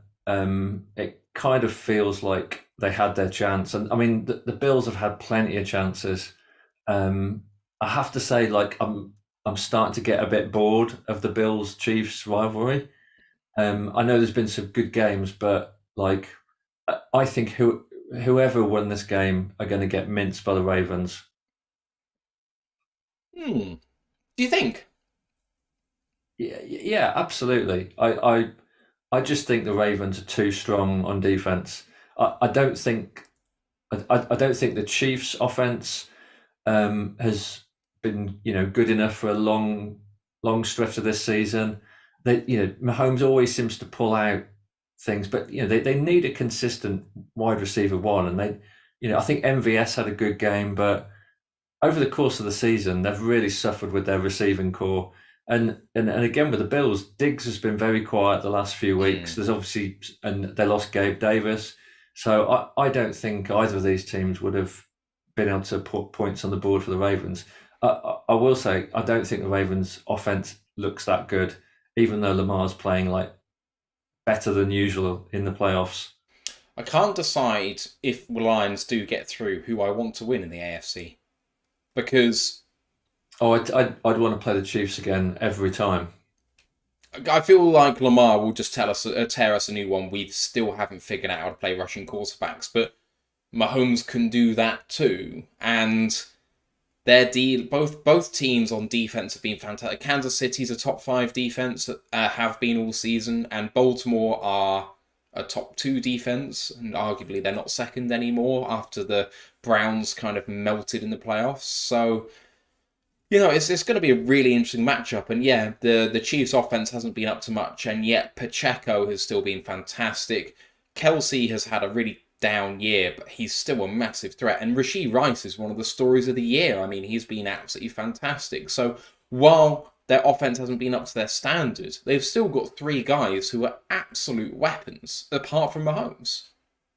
Yeah, and I think on defense, Chris Jones has just got better as the season has gone on.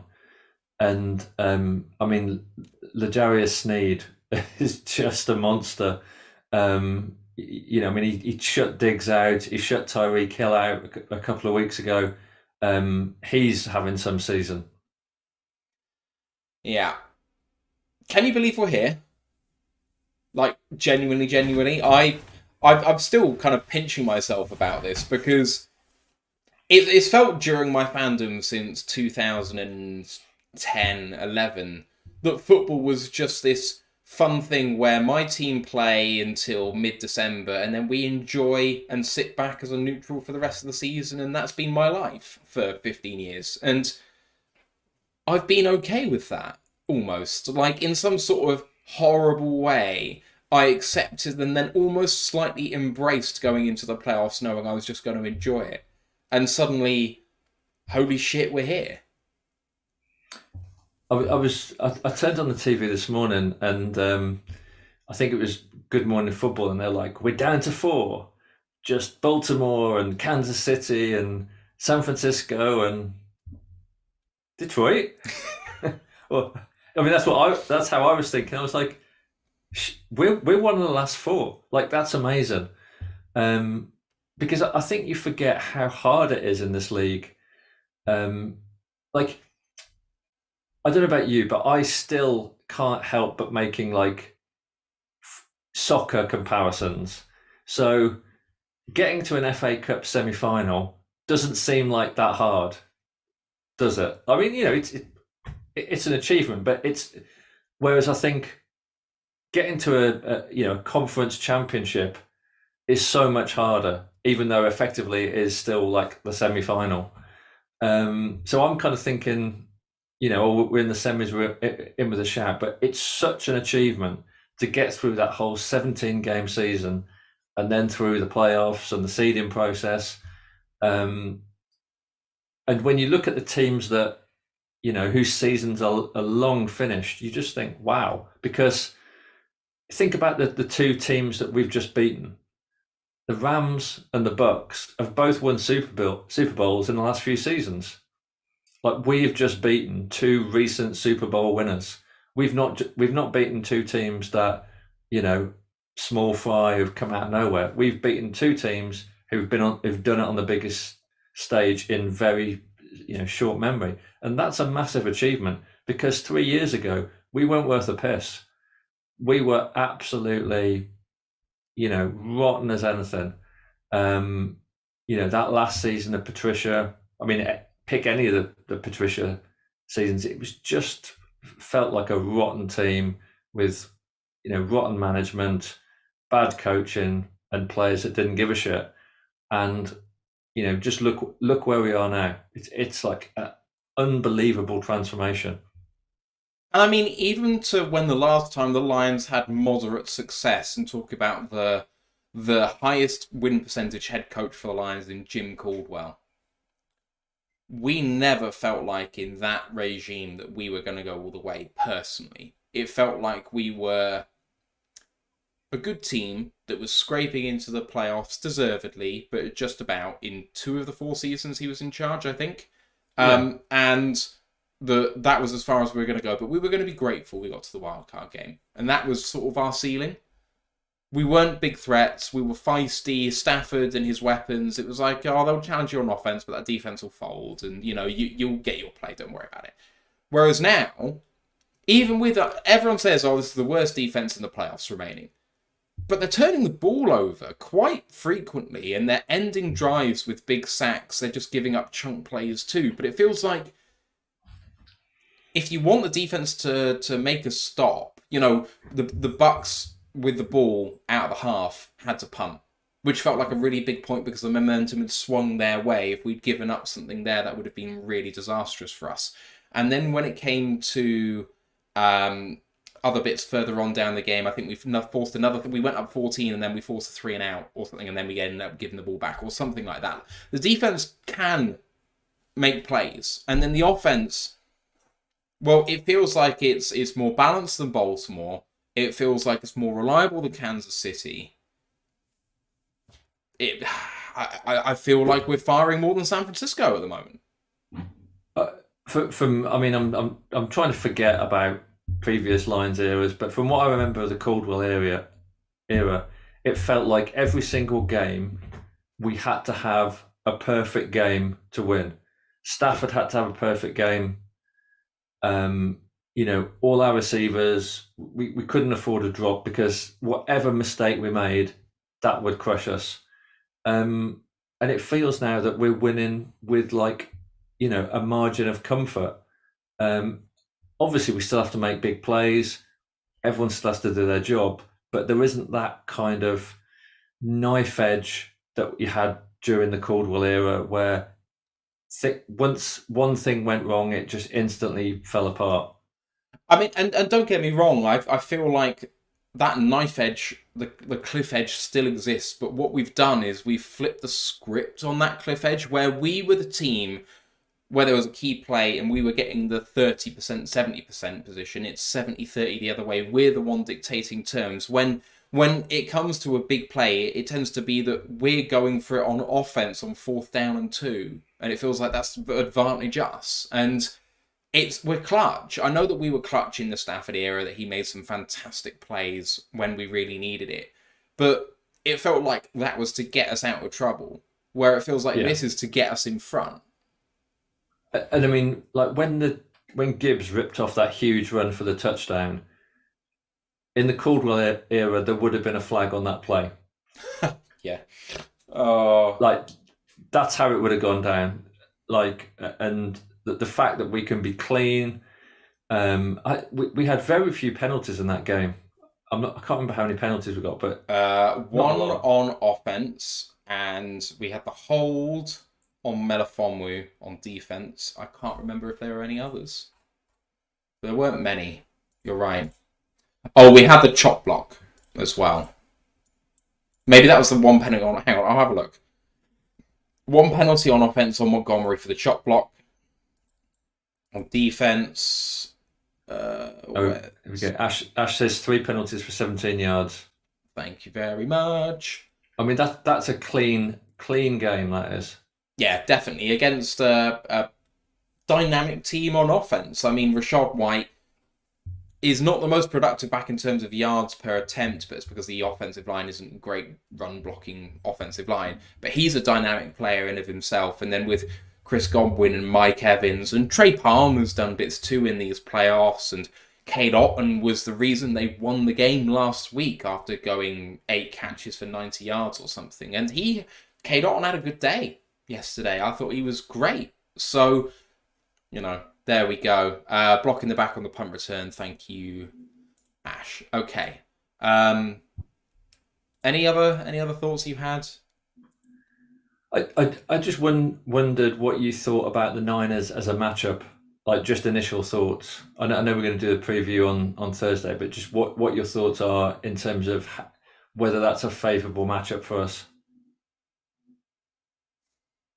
I mean, they've been so good all the way through the season. I think they had a blip where they lost 3 games in a row, but otherwise they've been the best team in the NFC. It's not been particularly close. So it's not going to be a good matchup because it's a damn good team. That said, if you said to me you can take the Eagles when they are absolutely on it and they're firing like they were, well, they weren't even that on it, but maybe say, let's see, last year's Eagles in the NFC Championship game, or this year's Niners, I think the Eagles are a much worse matchup for us. They don't have a physical, big-bodied receiver, which I think actually plays into Cam Sutton's hands quite well, because like it or not, we do have to rely on that guy, and he's had just a terrible playoffs. I think he's been really poor. But he makes the odd play here or there, and he's going to have to against Ayuk. Debo feels like he's going to be really hard to cover, and McCaffrey, well, you know what? We're good in run defense, but the way they get him the ball is just so hard to cover. I will say that, it's not unlike Alvin Kamara, and we do have several ex-Saints who know exactly how that works, so I'd hope we could draw up some game plan for that. Their offensive line is really bad on the right-hand side of the line and amazing on the left, so you just want Hutch to take over this game. It's possible that we just wreck them.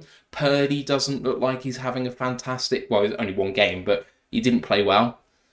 Defensively, I mean, Warner's just a beast, isn't he? And Chardavius Ward... what's his name? Javarius Ward is fantastic, and Boza and whatever. But they struggled against the run. Against the Packers, they really struggled. So, as a team that identifies itself with the run, I feel like that could play into our hands on offense. But also, we can pass the ball really well. They're good in coverage. We'll see what happens there. And then on defense, they got lots of weapons, but none of them, I think, are super scary for this Detroit team on their own. So it's one of the more favourable matchups we could have against the number 1 seed, I would say. What do you think? I think the big thing for me is at quarterback. The thing where we're really vulnerable is a mobile quarterback, or a quarterback that's got an arm where, someone like Dak Prescott, who, when he's throwing well, can put the ball on a dime, 45 yards down the field. And Purdy's neither of those things. And I think Goff can outplay Purdy based on current form, absolutely.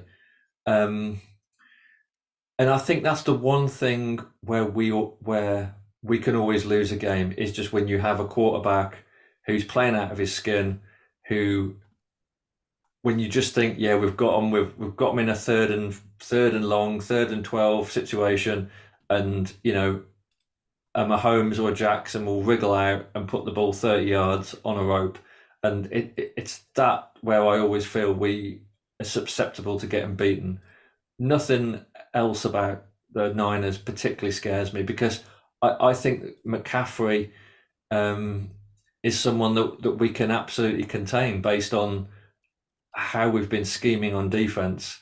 Our run defense has been absolutely solid, and I'm not sure that they're going to be able to get McCaffrey out to the edge as much as Shanahan will try to. I think that we will counter that quite nicely. I guess my worry is that we can't get our run game going, and we have to rely too much on Goff playing outside as well. So I think this is a really tight game, and I think, did I see somewhere Vegas was giving them +7.5, +8.5? It was 6.5 when I last looked. So it's come down. I saw 7, but yeah. It's about in that range. I think that we're good value to cover that, absolutely, and we're going to have to play well, on the road, against a coach that, but I mean, Shanahan's has been very beatable in the playoffs in previous years. So I don't think we should be scared. I think the pressure is on the Niners. Mm-hmm. Well, let me give you a little stat to maybe help you a bit, because obviously I jumped back in. So you're saying we're worried about us setting up the run. Guess where the 49ers defense is in terms of EPA per play against the run on defense? I'm guessing they're back. 26th in the league. Admittedly, they're good everywhere else. Like their offense is literally first in total pass and run, but on defense, 7th overall, 5th against the pass, 26th against the run. And we saw it last week against Aaron Jones, got yards against them. And with Monty and Gibbs, we've got 2 running backs that are at least equitable to Jones, if not better.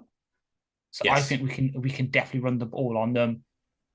And yeah, it sounds stupid because obviously they've got a really damn good front 4, and then they've got 2 really damn good linebackers with Greenlaw and I forgot his name, Fred Warner. Their secondary isn't good though as well. So if we can get them drawn up for the pass, we can hit them deep.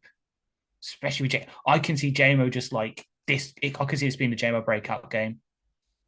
You've been calling that every single week for a month. One of these days it's going to happen. It's like the Aleem McNeil fullback dive. One of these days I will finally get it. I think Jahmyr Gibbs is absolutely key. Not just as a runner, but also as a receiver in this game. Yeah. He's been fantastic in the receiving game the last few weeks. After not really being used in that way for the majority of the season, he's really come alive. So I'm here for it. I'm absolutely here for it. We had a comment I just wanted to address. It's from Lisa De Lorenzo, who's a regular listener, who just said, Matthew, something you said earlier, which I find myself struggling with. I'm 62.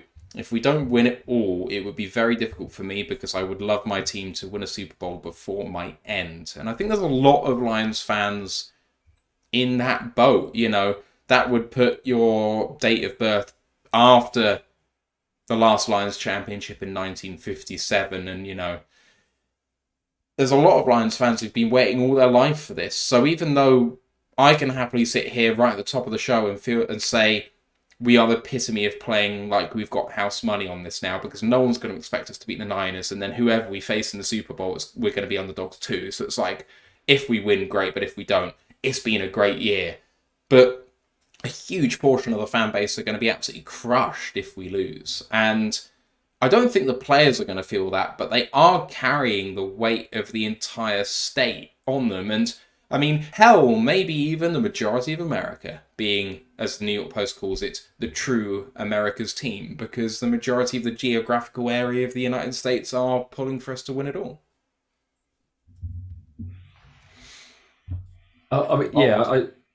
Where was the headline, America's team? New York Post.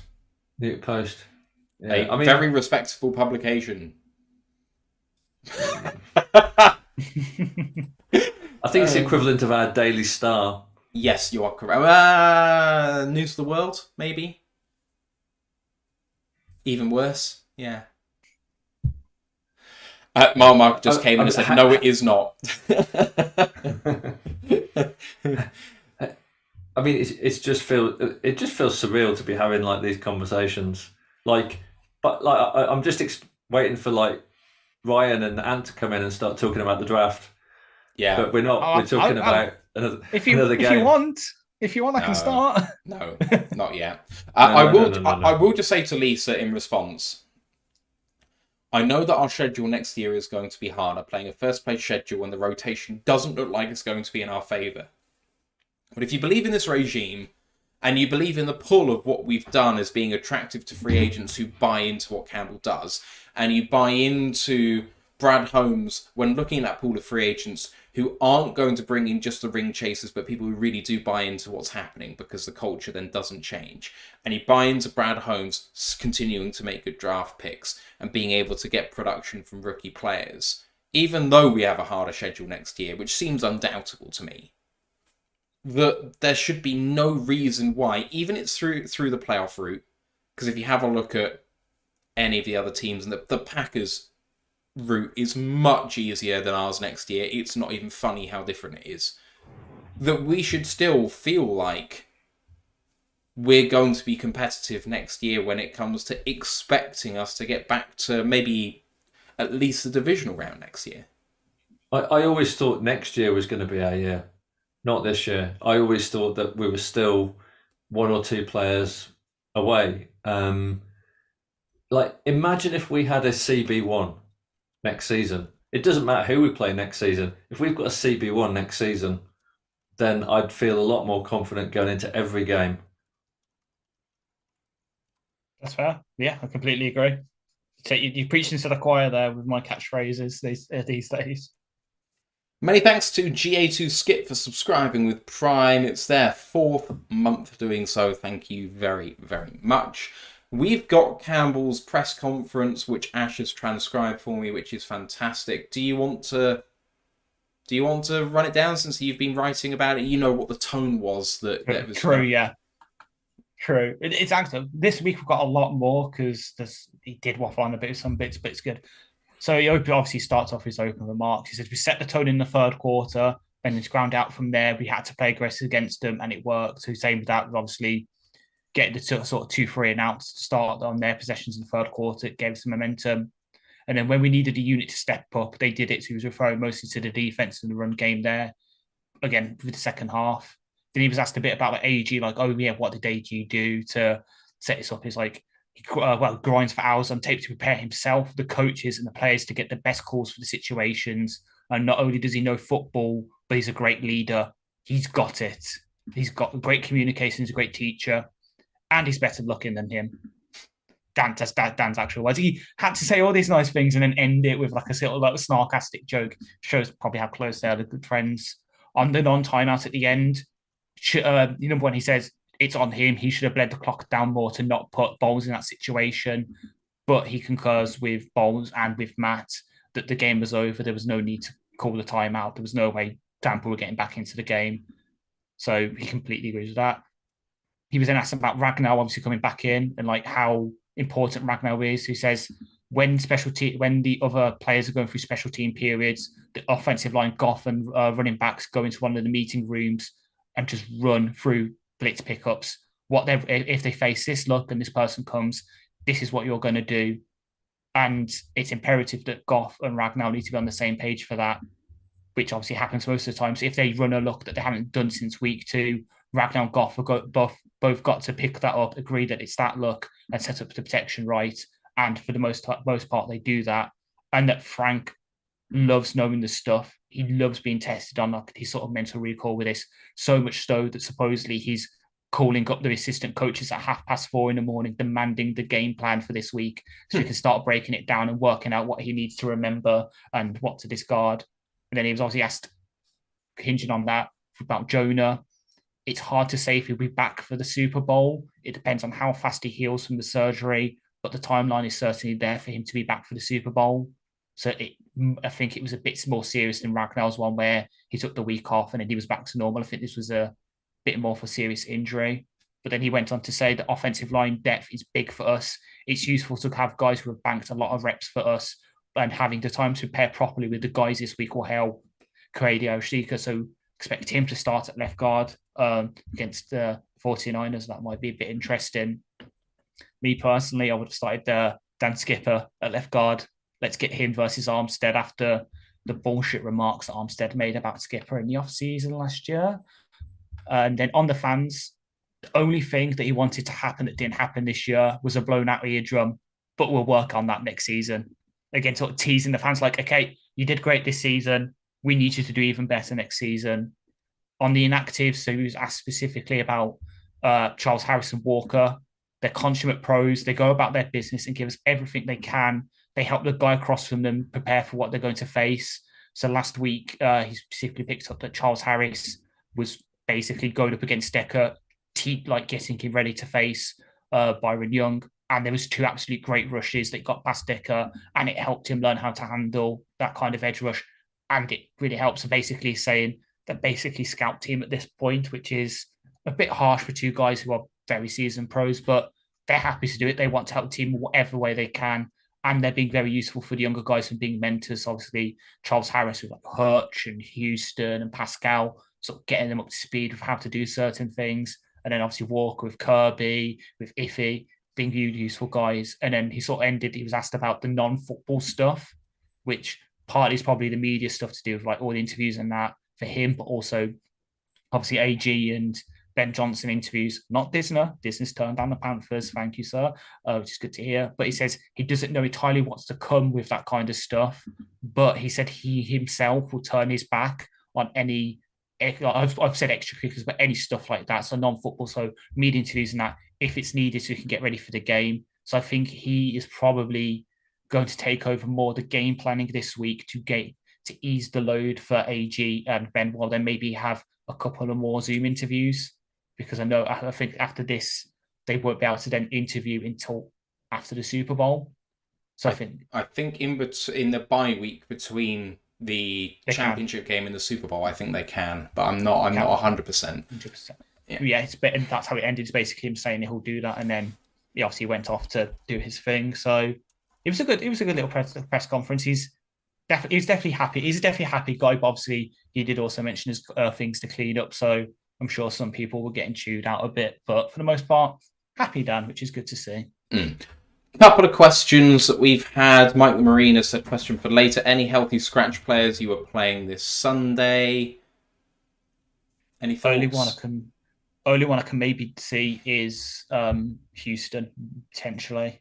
That's it. Yeah, Houston, if he's ready, definitely. Yeah, and then it feels like Ertz is going to just be a straight replacement and he'll get elevated, but we'll see. I don't see anyone else coming in personally.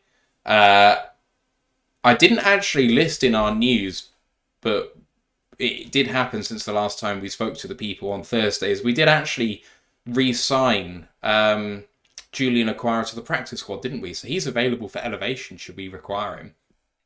Yep. And the good thing about the playoffs is you can elevate as many times as you want. Yeah, there's no restrictions there.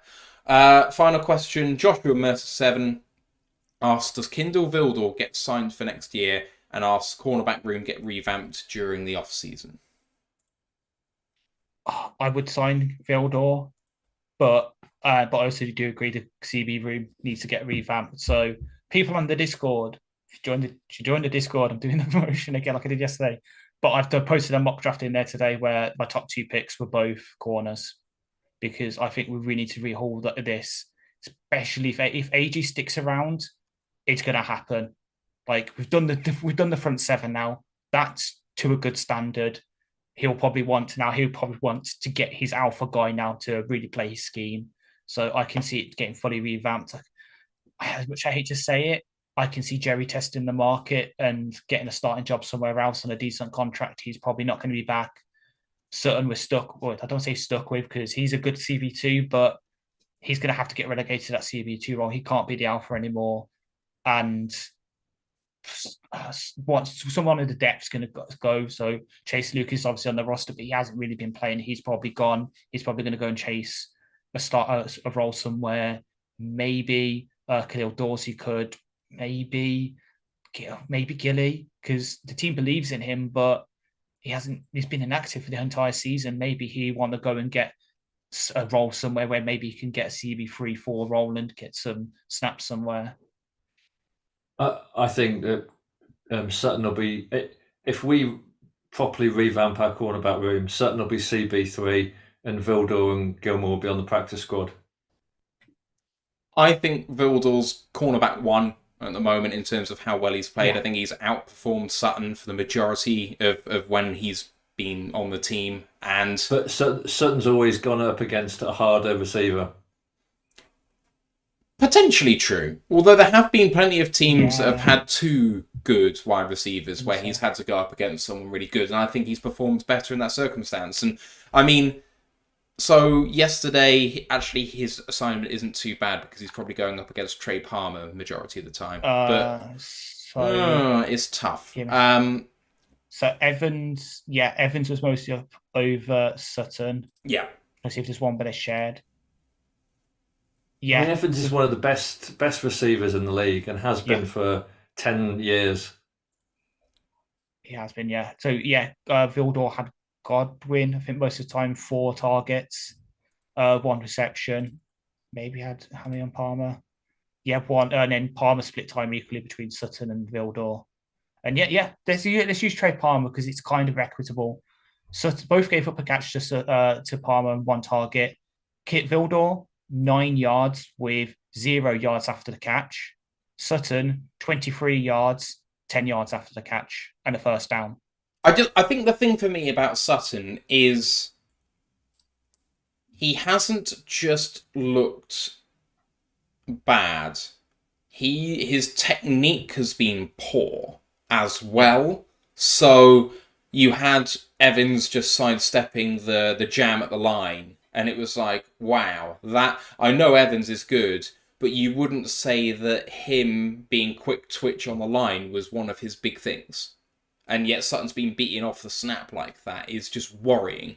And maybe his confidence is just down, but he's had 2 games above a 75 grade. He's had 1, 2, 3, 4, 5 in the region of 50 or less.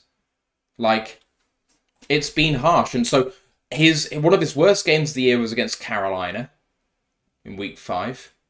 He had a really bad game against Kansas City in week 1, apparently. And there's no one to write home about, but that he would have been covering in that game. He had an awful game against Las Vegas, but okay, you're covering one of the better guys who actually didn't really do anything in that game, so maybe he wasn't covering him. He had a really bad game against the Chargers, matched up against Keenan Allen. Well, he's one of the better ones in the league, fine. Bad game against Green Bay, bad game against Dallas, against Minnesota again. Okay, those are bad matchups for him, and this is the worst grade of his career as a starter.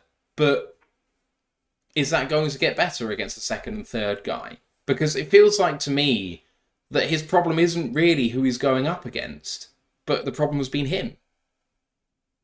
I don't know. I'd like to see. I think I'm slightly higher on him than you, but I think he would be a very serviceable CB3, maybe CB2. Yeah, I mean, he'll have to be because we're paying him to be and we can't get out of it next season anyway. So he's going to have to be CB2 or 3.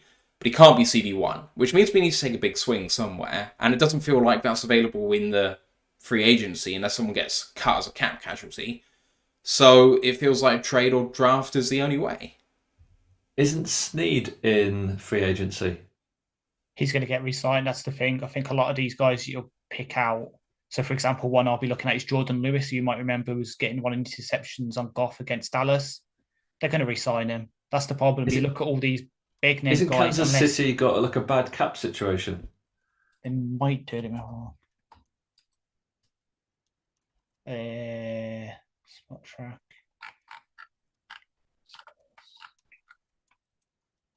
Kansas City Chiefs. So 2025 days. Dooby. They are projected next year to have around 100. Oh, that does not seem right. $122 million. That's not right. Yeah, it's not right. Next year they have $28.5 million in cap space. They have 40. Sorry. Did I dream it, or did I see somewhere in the last few hours on Twitter about a rumor about Kelsey retiring? Not Jason, but Travis. Really? Potentially. Surely not. What, like... I'm sure this season? At the end of the season? Yeah, I saw it, but I don't believe it. Nah, not when the league is probably going to try and set up a Kelsey versus Kelsey Super Bowl next year with Taylor Swift as a halftime show. Well, you think Jason's going to come back out of retirement? Yes, because on his podcast this week with Travis, he says, I said some stuff that maybe in the locker room that maybe seems like I'm retiring, but I haven't made that decision yet. Leaving the door open. I mean, Kelsey is under contract for a cash amount next year of $17.25 million. Yeah. I don't think he's leaving that on the table in the last year. Oh, in fact, sorry. That's 2025. 2024, he's going to have cash of $13 million on the table. So in total for those 2 years, he's going to get about 30 mil. I'd come back. Personally. Yeah. I mean, if they cut him, they do get a fair amount of savings on that, but I just can't see that happening either. So, whatever. Brent DeWitt asked one more question as well, and then we're going to end because I'm tired as hell after yesterday. Brent DeWitt asked, one thing I've noticed since the regime change is that most of the time now we're good enough to beat the team and the rest other than Dallas, of course, thoughts. Which I think is kind of what we were alluding to before, Steve, about kind of feeling like in those borderline moments we're the team to be going in front rather than trying to get back to even. But Ash, you didn't really address that sort of point. What do you think? Yeah, I can agree. Like, admittedly, early in the first season, we didn't have the talent, but again, now we always have the mentality, and now it's just growing to the point where we have enough talent to grit to get over it. Like, even against Dallas, we should have won that game. Like, yeah, I know the point was like we didn't manage to beat manage to beat the refs, but even like, look at last week with that bullshit full start on Decker, we overcame it. Like, we might still be emotionally young, is maybe the best way to put it, in terms of this kind of pressure. Like, we haven't really got many players that played a lot of playoff stuff and that. But even if we get into a 2-touchdown hole against San Francisco next year, there's always going to be a chance we can come back. We've shown it before. Like, look at the first game of the regime against San Francisco, and we put up a fight for the most part. It came down to an onside kick at the end, and they caught it. If we got that, we could have drove down for the win. And that was on our first game of this regime, where our wide receiver one, Tyrell Williams, got a concussion and had to medically retire. Of course, we did get a recovery on an onside kick before the second onside kick in that drive. So, exactly, we got super lucky to even get in that spot. But yeah. Even then, that's what I'm saying. That was, look, we managed to get there with mainly a lot of luck, yes, but not a lot of talent. Like, you remember that roster at start? Like, we had Khalif then as our wide receiver one, but who else did we have throwing to? We had Swift in the backfield, who, he usually had some good games, but he wasn't all that. Like, we've come a long way, and yet the team's grown with that as well. The talent has risen to meet the level of mental resilience that the regime has.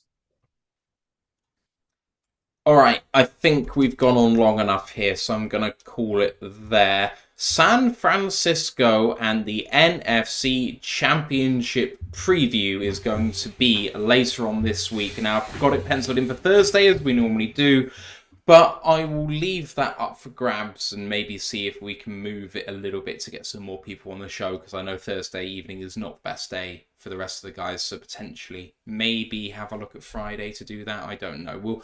We'll talk about it amongst ourselves, and then I'll get it scheduled up on YouTube. If you want to know when that's coming, you can always refer to that. We will be back on the live show, breaking it down, myself and Ash, from 6:20 p.m. Eastern Time. That is 11:20 p.m. UK time. If you want to turn off whichever awful commentators are talking about our game, you can sync it up to us and have a bit more fun. The college podcast is coming back later this week. Not sure when. Usually Wednesday, but sometimes moves.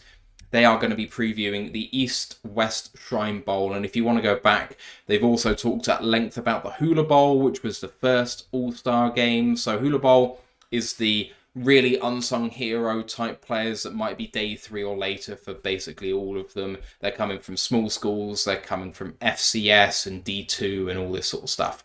East-West Shrine is like your mid-day 2 and lower but unsung guys as well. And then you've got your Senior Bowl, which is the week afterwards, which is your day 1, day 2, and top of day 3 prospects. So that's all happening as we go in the run-up to Detroit 2024. I know that we're still in this right now, but if you don't have time to listen to it right now, you don't have to. You can always go back and listen to it, because it's going to be a huge spring in Detroit coming up.